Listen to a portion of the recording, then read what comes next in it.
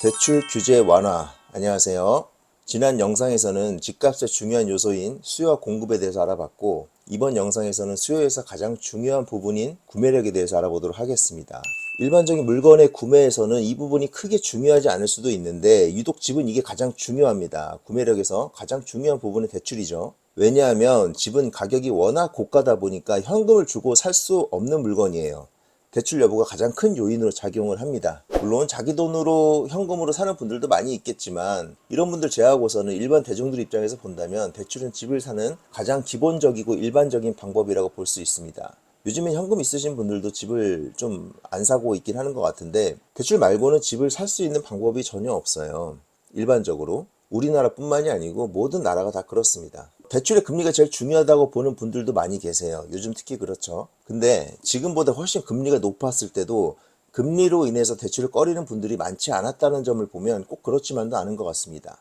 이게 상대적으로 지금이 뭐 작년이나 재작년보다 금리가 엄청 높다고 생각하시는 분들도 많겠지만, 3%, 뭐 4%, 5%가 절대값으로 봤을 때 그렇게 높은 금액은 아닐 수도 있거든요. 예전에는 뭐 5%, 10%, 20% 이런 금리도 있었던 것처럼, 예전에 3% 있을 때도 이 정도로 거래가 되지 않지는 않았었어요. 그런 걸 보면 대출금리가 모든 절대적인 요인이 되는 건 아닌 것 같다는 생각이 듭니다. 자, 가장 중요한 건 대출 가능 여부입니다. 예전에는 대출에 제한을 크게 두지 않았어요. 집이 뭐 10억짜리면은 7억을 빌려주던가, 집을 담보로 하는 거니까 뭐 이 사람이 어느 정도 신용을 갖거나 소득이 어느 정도 있으면 또 따로 돈을 빌릴 수도 있고 그랬었죠.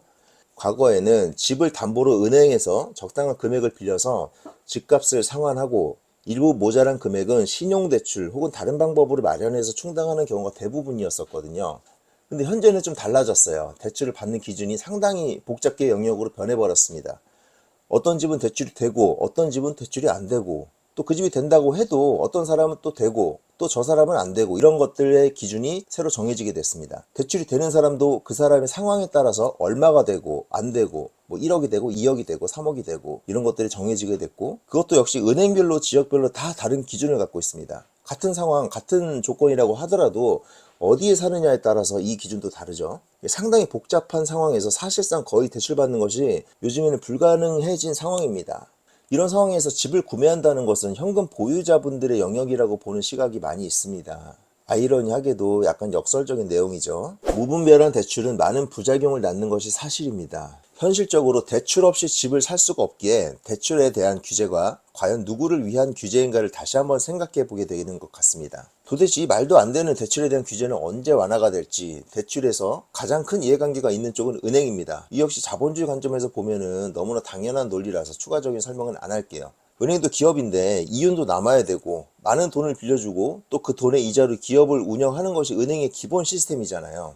은행 입장을 한번 생각해 볼까요? 은행은 돈을 빌려주고 싶습니다. 집이라는 안전한 담보가 있는 것에 대한 대출을 크게 진행하는 게 신용대출 같은 다른 상품보다 상대적으로 리스크가 적습니다. 은행 입장에서도 주택담보대출이나 중도금 대출 등을 꺼릴 이유가 전혀 없어요. 요즘 같은 고금리 상황에서 본다면 더더욱 그러겠죠.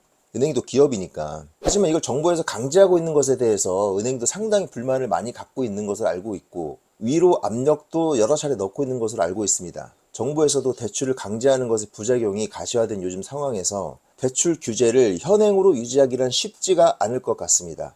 들리는 얘기로는 올 겨울부터 규제를 완화한다는 이야기를 하고 있는데, 이것도 역시 신의 영역이라서 아무도 알 수는 없어요. 시기를 예측하시는 분들이 많이 있죠. 언제 완화를 하고 어떻게 한다. 근데 그거는 언제라고 말할 수 있는 사람이 있다면 그건 정말 책임 못 질 말을 하는 사기꾼이라고 밖에 저는 생각할 수가 없을 것 같아요. 은행 중심부에서도 그 내용을 알 수 없다고 하는데, 그것을 확정지어서 이야기를 하는 분들이 있으면은 그건 신뢰도가 떨어지는 이야기입니다. 다만 규제를 완화할 요인은 다분하고 그 시기가 머지 않았다는 점 역시 보여지는 상황이기 때문에, 규제 시점보다 규제 내용에 대해서 더 기대를 해볼 수 있을 것 같아요. 규제는 그러니까 규제 완화는 조만간 될 것 같긴 합니다. 제가 생각할 때도. 근데 우려스러운 점은 무주택자 혹은 1주택자 위주의 정책이 나올 확률이 매우 높아 보인다는 게 기존 정책의 스탠스로 유추해 볼 수가 있겠고, 완화폭도 크지 않을 거라는 점 역시 예상을 해볼 수가 있을 것 같아요. 지금 정부가 방향을 잡는 것이 그쪽이죠. 그래서 그렇게 예측을 해볼 수 있을 것 같습니다. 결국 국가가 집을 사는 사다리를 끊어놓고 있는 상황인데, 아무도 그것의 불합리에 대해서 목소리를 강하게 내고 있는 사람들이 없습니다. 지금 같은 스탠스는 상당히 오랫동안 유지될 것으로 예상이 되긴 합니다.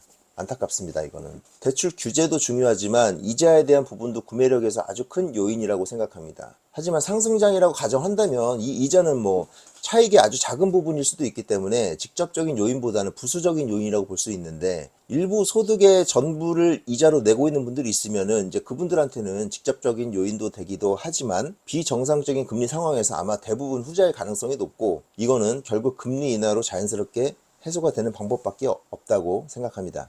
구매력과 대출은 집값에 미치는 아주 중요한 요인. 사실 심리가 가장 중요하고 규제도 중요한데, 대출 여부도 이 심리랑 규제에 교집합이 되어 있어요. 매우 중요한 세 가지 요인이라고 알고 계시면 될 것 같습니다. 자, 다음 영상에서 뵙겠습니다. 감사합니다.